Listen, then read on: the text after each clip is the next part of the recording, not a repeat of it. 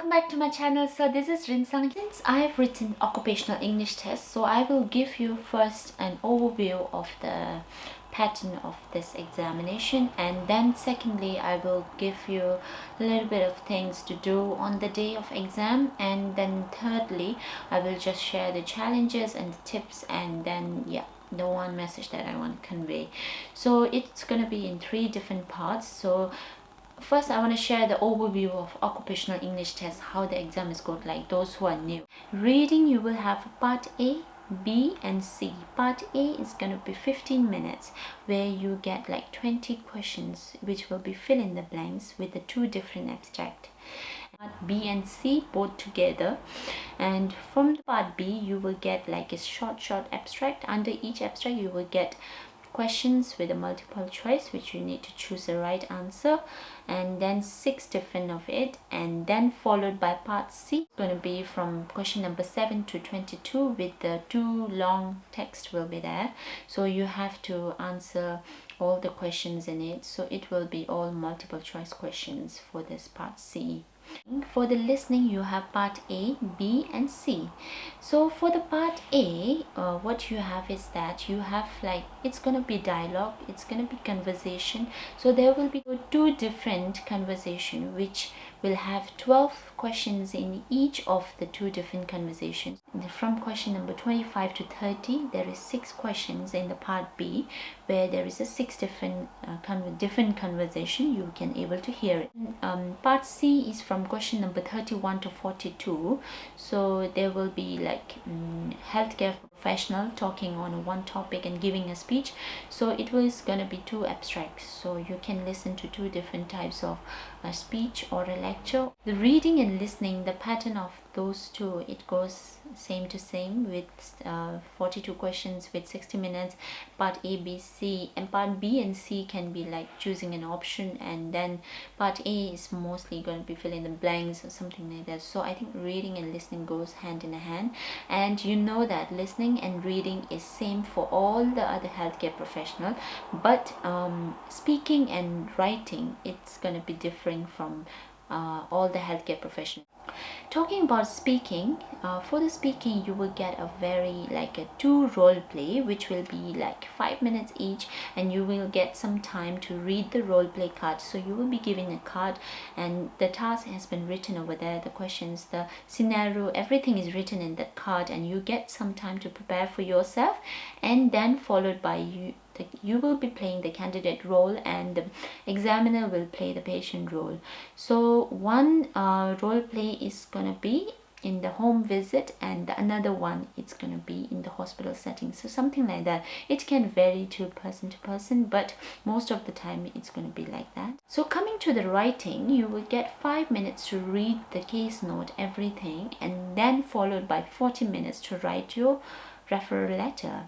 In the writing, you will be writing a letter to a community nurse or a family doctor, or writing a letter to a care home, referring the patient to another hospital, or discharging a patient from a hospital to the care home, something like that. So it's going to be more like writing a referral letter. So there will be only one letter, you have to write it in the writing section. So this is the 4 module which I've just given you overview of it. And then coming back to the on the day of exam, what you should do. Let's get started. For the reading, for the part A of the reading, it is very important to keep a note of the time, because it is a very limited time of 15 minutes and you have to answer like 20 questions, 20 fill in the blanks, and you have to read it as well as you have to write it. So I think if you panic, you will definitely not gonna get through. That's how it happened for me, that I was panicked and I couldn't answer not more than 8 to 9 questions out of it, and then I don't know how many of those questions from 8 to 9 is correct. So what I would suggest is that don't panic on that 15 minutes, and rather than doing the panic thing, it's better to write the answer. No need to write all the answer, but whatever you are writing the answer, it should be correct. So you have to be feeling confident about writing the right answer. If you write but during my second attempt, what I did, I just written like 15 questions, but I felt that those 15 questions were right. But even though I couldn't attempt 5-6 questions after that, but 15 questions have to be right, then you will definitely pass it. And yeah, part B, I don't think so, it's not going to be that problem. Part B and C is 45 minutes, so you don't have to worry about that. Then regarding the listening, you do not divert your mind on the day of exam. If you divert your mind for a fraction of seconds, like, you will lose so many information while listening to the abstract. So you have to be very much focused on the listening, and do not make spelling mistakes on writing those, and they might deduct the marks. And then thirdly, you need to be very focused on while writing this listening, and you have to read the instruction properly. If it's written 2 to 3 words, do not exceed more than that. So that is about listening. And for the writing, it's quite overwhelming that you are getting like lots of case note, like so many informations over there, and you will be getting overwhelmed. But for the 5 minutes which you will get for reading that case note, you have to prioritize, okay, what to write, and you have to read the question properly, like whom the letter we are writing, like whomever we are writing. If you're writing this letter to a wrong person, then your whole letter is gonna be like, it is not gonna work. So I think it's better to read the question properly, whom we have to write this letter to, right? Like, suppose if it's for the care home nurse who already know the patient, you don't need to mention about the past medical history, so something like that. So it's about the writing. So you have, your handwriting has to be very legible, and it's not needed to be like a good handwriting, but it's need to be legible, and the examiner should be able to read your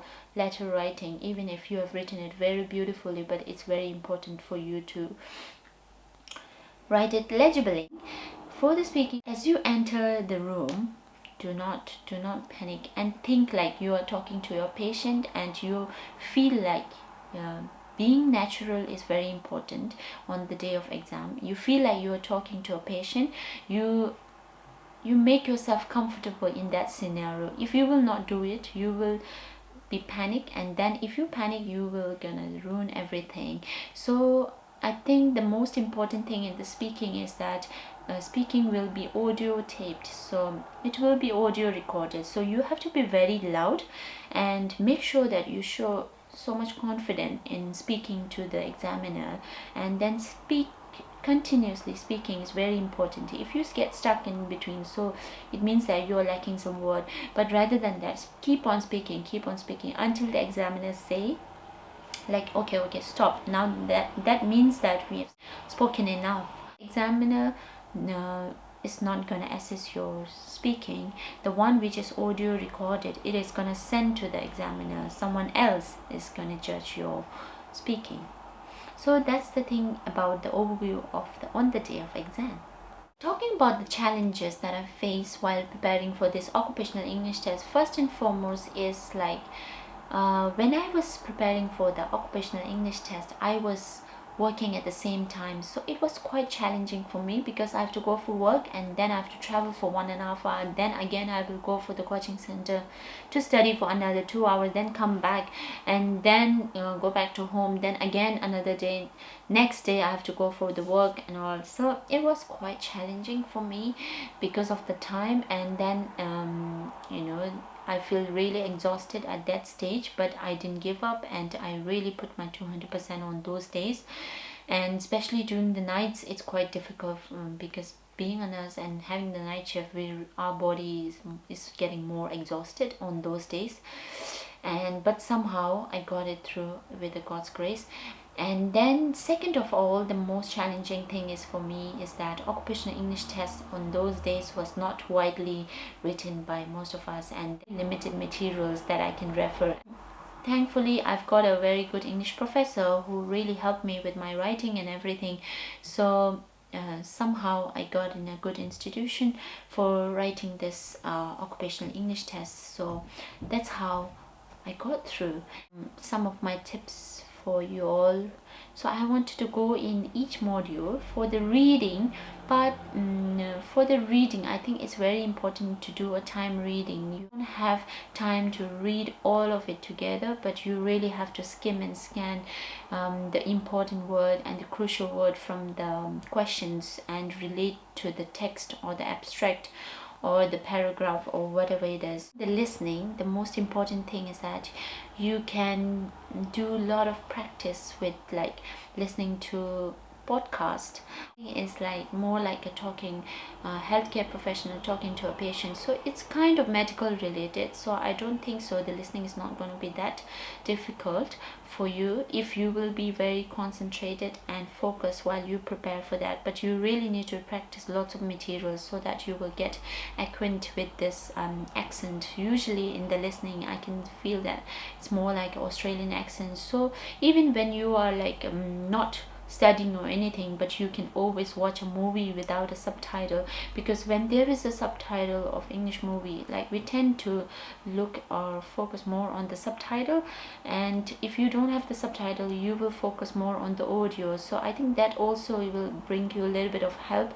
And there are tons and tons of like podcasts which you can listen to, and really podcasts will help you. So suppose like if you want to listen to music, sometimes you can do, instead of listening to music, listening to a podcast or anything. Writing section, when I was given the first case note and to write a letter writing, and I was really not knowing from where to start, and it really needs lots of practice. And I think because the case note is whole lot of information, you will be overwhelmed with all the information and you will not know from where to start to write and all.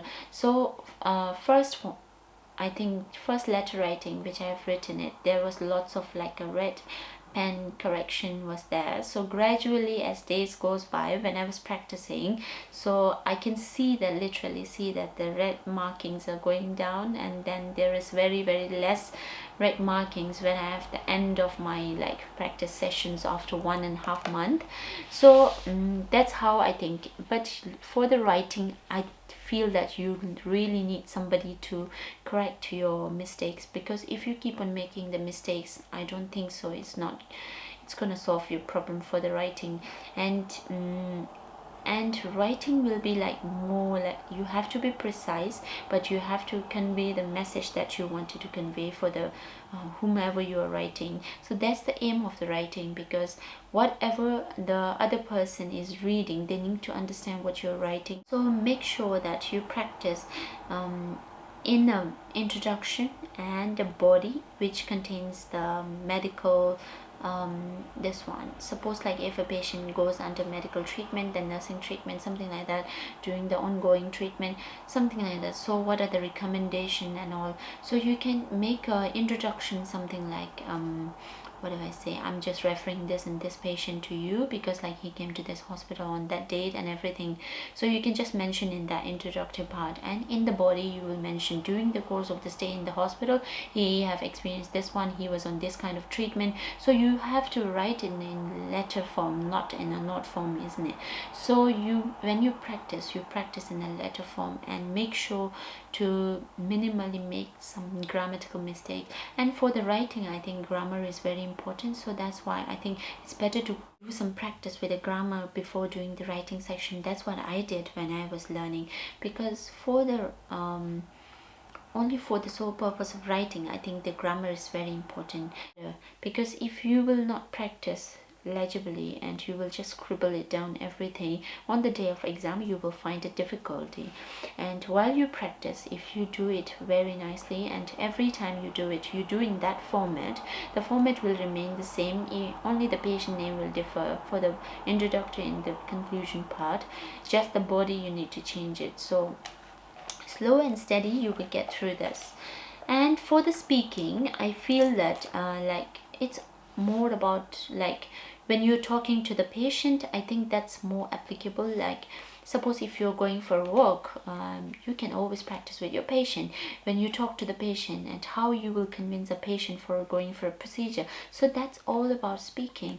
And if you're working, I think it's not going to make much difference with the speaking like that. But if you're not working, if you want somebody to practice with, you can always practice with your friend or family members, and they can act the patient role, and then you can be the nurse role. And I know when we do for the first time the speaking speaking, we won't take it seriously, we keep on laughing, but you have to feel that natural, and you have to make a natural scenario. Yeah, in the speaking, I feel that when you were practicing, it's better to use some of the words like, oh, I understand your concern, I'm so sorry for that, something like that. Be gentle with the patient, especially if the case is related to a cancer patient and end of stage life care, something like that. It's a very sensitive case, and you have to be very, very sensitive, and you have to be very gentle when you talk and everything. I think it really matters. Your emotions also matters. Put yourself in that kind of state and then express yourself, that feeling. I think it will come out naturally, the speaking, because how we talk to the patient, and that's how it is in the speaking, and it won't be that difficult, I think, speaking. But for me, the reading was the only one which is found a little bit of difficult. But for the writing, for the first time I felt that, oh my god, it's very difficult, but slowly I felt that it's getting better, better. Listening was my favorite part of among all the 4 sections, and yeah, speaking was not. So, talking about one thing that I wanted to convey message to the upcoming nurses who would pursue their nursing career in UK is that I feel really blessed that I'm here, because I feel more independent, more self-sufficient, and working here I get more days off, and because of that I get to travel a lot more. Because of that, like, we have more days off over here, and not only helping for myself, but I can really literally like help others as well. There are lots and lots of like career opportunities as well after coming here. So those who are aspiring to come over here, do not lose hope and make sure to write your exam. And if you have finished this exam, I think you are halfway there. So I wish everyone a best of luck for their upcoming exam who are pursuing for this exam. So I have my other friends who is going to share their experience on answering those 3 questions. So yeah, let's begin. Hi, my name is Joyce, and Rinsang is one of my very good friends. I'm really grateful to have Rinsang as my friend. So she had asked me to, explain or share my experience while writing OET. Well, I have written OET in the year 2019, and she had asked me to address few questions. So the first question she had asked me is, what are the challenges that I had to face while writing OET? Well, if I could say, OET is much simpler than writing IELTS, because I have written IELTS and I always found it difficult, especially in the reading section, because I used to not concentrate and I used to drift away and I used to sleep off at times. But when you write OET, it's more concise and it's related to nursing in a medical field. It's more interesting. So those people who are, we have been reading our textbooks, and when we switch to reading historic or geographical data and who are not really into reading a lot of books, I think OET would be best. So that was one of my challenges. I had a lot of self-doubt that if I would be able to pass OET, and I always had a fear of failure as well. So I would suggest that it's very important that we remove self-doubt. So that was the biggest challenge while writing OET. So, and the second question was, what are the possible tips that I can improve my OET? Well, we have OET in 4 sections. We have the listening section. So, well, back in my country, I did not have much good training, because the area I lived, I didn't have good institutions. Like, well, whereas down south you have very good institutions like Kerala. So I used to live in Bangalore, and we didn't have much institutions. So I had to rely on a lot of internet data and YouTube. So I practiced a lot of my listening sessions on YouTube, and I tried listening to the accents of UK and Australia. So that enabled me. So I kept on practicing. Every single day I used to sit with a book and used to listen each paragraph, and then I used to rewind and hear it again. So it was a lot of practice in listening. And the other thing is reading. Reading is much simpler compared to IELTS, because we do not have 4 to 6 paragraphs. That would be in the last session, but it would be concise, about 100 and 120 words. And you just have to read between the lines and answer multiple choice questions. One tip I can give you for reading is, see which is false. If you don't find that option in the paragraph, you can just cut it off, or you can just say it's false. So you don't take that option. So always I would recommend that you keep practicing with a lot of materials, as well as there are a lot of tips available online. My tip would be is basically practice, and always to read the paragraph at least twice and improve your speed while reading. And the other part would be writing. Writing is quite simple, and one very good tip I can give you is to download Grammarly. So Grammarly is an app which helps you. Like, we all lack some skills in simple thing like pronunciation or full stop, or maybe in simple where to put the comma. So what it does is, when you practice on your phone or on the laptop, with the Grammarly will be able to find all your mistakes, it underlines, so that's where you improve. So I'm not promoting the app, but I'm just suggesting this just enables to correct your writing, as well as where to, and it's very important that you always go to an institution or someone who can give you proper feedback. It's role play, and that would be speaking to the patient. So I would, in this, I would ask my friends how did they do their speaking. So it's basically very simple. It's all about health education, assurance, and being empathetic, and to always understand where the patient is going. Is the patient apprehensive? Is the patient sad? So you pick up all those cues and you answer accordingly. And you have to it's a very inbuilt nature of all nurses to be very understanding. So role play would be very simple. Just guide the patient in the right direction. So it's very important as well to go according to the criteria, what they're looking for. So another very strong tip I would give is to read the criteria for marks, where they're looking, and where they're emphasizing more on marks, and where you can find possible faults. So criteria, I believe that now on the internet there is a criteria system, and now OET 3.0 is also revised. So I would suggest everyone to always to go online and read the criteria, and also inculcate the habit of practice. And the more you practice, the more better you get. So that would be my second question, which I have answered. And the third one is, what would I convey to all the nurses who are coming to the UK? I would strongly recommend to write OET, and those who have miserably failed in IELTS, I would just say do not lose hope, because I have written IELTS in the past, and OET is much better. It's more simpler. I feel it's more simpler, and it enables, if I can pass the OET and come to the UK, I believe you also can pass. And and as after passing OET, CBT OSCE is also simpler. You don't have to worry.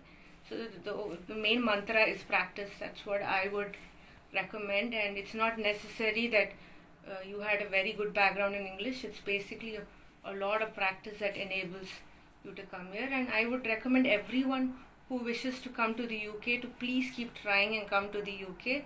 And there are so many possible opportunities where you can grow in the UK, as well as you can go to the other countries as well from the UK. So whoever from India or any parts of the world, I would recommend OET is the best option. And try come to UK, and I think you can live a better life here. That would be my strong recommendation. So thank you so much. Thank you, Rinsang. Bye bye. Hi all, I'm Soumya, working as a nurse in UK. Thank you, Rinsang, for giving me an opportunity to share my experience about OET. And the most important thing I would like to inform you is that OET is very easy as compared to IELTS. And you should have a dedicated mind, as well as you have to practice daily to achieve your score.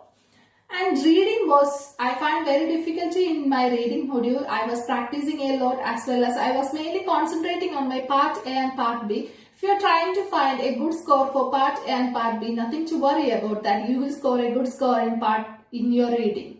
If you are achieving a good score of 20, 24, 25 in your part A and part B, surely you will crack the B score in reading. And regarding listening, you can just listen to the radio, Australian radios, as well as some listening apps from the Play Store. You can practice more materials you will get from the Play Store as well as from the OET website. And reading and listening, you have to practice more. Based on your practice only, you will get your scores. And regarding speaking, speaking is very easy, and mainly when you are going for the exam, you should not be tense, and you have to concentrate mainly on the task which was given to you, and try not to act in the scenario. Try to be normal in the exam. Just think, if you are facing a patient in front of you, how you will be examining them, how you will be speaking to them. And when you are practicing, you can just record your speaking, and it will be very easy for you to identify the mistakes as well as your tone. Where and all you have to reduce your tone. Sometimes when we are speaking, they are just recording the speaking and sending to Australia. And if we are listening to our speaking, we may find it will be some rude or something. So it will be very easy for you to change your modulation tone when you are listening, when you are speaking, as well as when you are recording. When you are practicing, you can just record your speaking and you can just listen back to it, and you can correct your mistakes. And writing, I can tell you, if you are finding a good tutor for you to guide you how to write, we will get only write referral letter, transfer letter or something like that, or sometimes information letter also we will get. If you are finding a good tutor to guide you in your writing, it will be very easy and you can attain it. And try to find in OET website, you can get some which all connectors we should not use and which connectors we can use in my letter. And mainly concentrate on the paragraphs as well as the lines, they have clearly mentioned it. Try to attain your writing within the time they have mentioned it. That is for 45 minutes. Try to attain your writing letter within 30 minutes or 35 minutes. Then 5 minutes you can keep it for reading your writing letter. And the last and foremost thing I would like to inform you is that you should practice more and you should have a dedicated mind to attain your score. And if you have any queries, you can just approach us. We are here to help you. Thank you. We have come to the conclusion of this IELTS or the OET examination. So now it's your decision to make whether you wanted to pursue IELTS or OET, because you have seen the differences in it and the pattern of the examination of occupational English test and the IELTS exam. But what I will recommend personally, that if you haven't started your IELTS exam, I think it's better to go for the OET, because it's related to medical first of all, and it is much easier for you to attempt, and I think 1 or 2 times you will definitely get through it. And I feel that, but it's your decision, because the problem is that for the occupational English test, it's quite expensive, and it's like 30,000 Indian rupees, and it's a lot of money because it's like 3 times of IELTS money. But like, if you're really confident about IELTS, and if you have written your IELTS exam already, and if you're confident that you're gonna make it in a 2nd attempt or the 3rd attempt, like if you get through that, like if you're getting the whatever you're lacking, if you're improving it, and I think you can go for the IELTS exam, but you haven't started any of the exam, I think it's better to go for the OET, I personally feel. But it's up to your decision after watching everything, after watching the IELTS exam or the OET exam. So it's your decision to make, and I can't make decision for anyone, because we can just suggest and recommend and share our experiences, what we have gone through. So I personally feel, so it's your decision to make. And I know that it's frustrating when you have to spend a lot of money and then you are not getting the score which you want, but the moment you will get the score, I'm definitely sure that you will not regret that in your life. One more thing I wanted to add on is that if you have any more questions related to this IELTS or OET or anything, like, so you can always contact me in my Facebook or Instagram. So the Facebook or Instagram name is the same as my YouTube, like Rinsang vlog. So you can contact me over there. And if you want some OET materials, I have tons, but I'm not able to share the link in the YouTube. I don't know how it's not coming over there, so you can always contact me in the Facebook or Instagram, and I am more than happy to share with you guys. And yeah, that's it. At last, if you have the will, there is a way. Thank you very much for watching this video, and stay tuned for more video on related to the nursing. And don't forget to like, share, subscribe to my channel. Thank you very much, and have a nice day, and I'll be seeing you in the next vlog. Bye bye.